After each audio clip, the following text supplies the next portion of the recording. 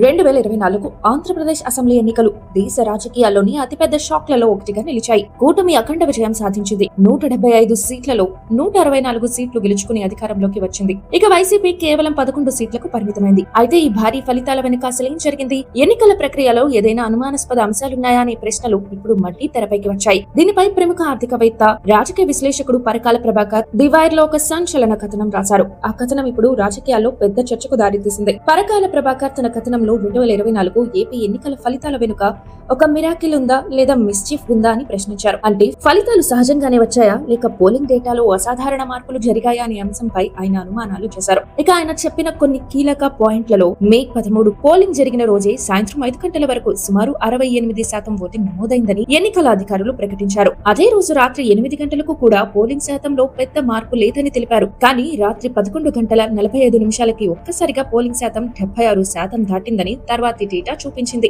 అంటే కొన్ని గంటల్లోనే పోలింగ్ శాతం భారీగా పెరిగిందని పరకాల ప్రశ్నిస్తున్నారు. అర్ధరాత్రి తర్వాత కూడా భారీగా ఓటింగ్ జరిగిందా? పోలింగ్ ముగిసిన తర్వాత క్యూలో ఉన్న వారికి ఓటు వేయడానికి అవకాశం ఇచ్చామని ఎన్నికల అధికారులు చెప్పారు. కానీ పరకాల లెక్కల ప్రకారం సుమారు 3,000కు పైగా పోలింగ్ బూత్లలో చాలా ఆలస్యంగా పోలింగ్ కొనసాగిందని చెప్పారు. దీంతో అర్ధరాత్రి తర్వాత మాత్రమే లక్షల్లో ఓట్లు నమోదయ్యాయని ఆయన విశ్లేషణ చెబుతోంది. ఇంత పెద్ద సంఖ్యలో ఓట్లు పోలింగ్ ముగిసిన తర్వాత రావడం సాధారణం కాదని ఆయన సందేహం వ్యక్తం చేశారు. ఇక తుది పోలింగ్ శాతంలో భారీగా పెరుగుదల కనిపించింది. మొదట ప్రకటించిన పోలింగ్ శాతం సుమారు 68%, తర్వాతి అప్డేట్ సుమారు 76%, చివరి అధికారిక గణాంకం 80% పైగా. పోలింగ్ ముగిసిన తర్వాత కూడా పోలింగ్ శాతం గణనీయంగా పెరిగింది. ఈ పెరుగుదల ఎలా సాధ్యమైందనే ప్రశ్న పరకాల ప్రభాకర్ లేవనెత్తారు. ఈ మార్పులను పరిశీలిస్తే ఎన్నికల ఫలితాల వెనుక ఏదైనా అసాధారణ అంశం ఉందా అనే సందేహం కలుగుతుందని పరకాల ప్రభాకర్ చెప్పారు. అయితే తాను ఎవరిని నేరుగా ఆరోపించడం లేదని, కేవలం డేటా ఆధారంగా ప్రశ్నిస్తున్నానని స్పష్టం చేశారు. ఎన్నికల కమిషన్ విడుదల చేసిన అధికారిక గణాంకాలని తన విశ్లేషణకు ఉపయోగించానని తెలిపారు. ఎన్నికల అధికారులు చెబుతున్నది ఏమిటంటే సాయంత్రం 5 తర్వాత కూడా క్యూలో ఉన్న ఓటర్లకు ఓటు వేసే హక్కు ఉంటుంది. కొన్ని ప్రాంతాల్లో పొడవైన క్యూల కారణంగా రాత్రి ఆలస్యంగా పోలింగ్ ముగిసిందని అధికారిక వర్గాలు చెబుతున్నాయి. అందువల్ల పోలింగ్ శాతం పెరగడం సహజమని వారి వాదన.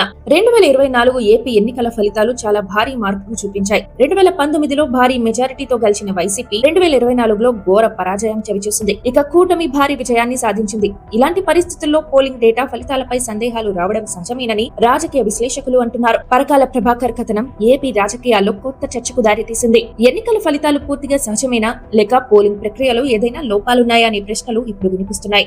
ఇప్పటి వరకు ఈ అనుమానాలపై స్పష్టమైన అధికారిక వివరణ పూర్తిగా బయటకు రాలేదు. దీంతో 2024 ఏపీ ఎన్నికల మిరాకిల్ ఇప్పటికీ రాజకీయ చర్చల్లో హాట్ టాపిక్.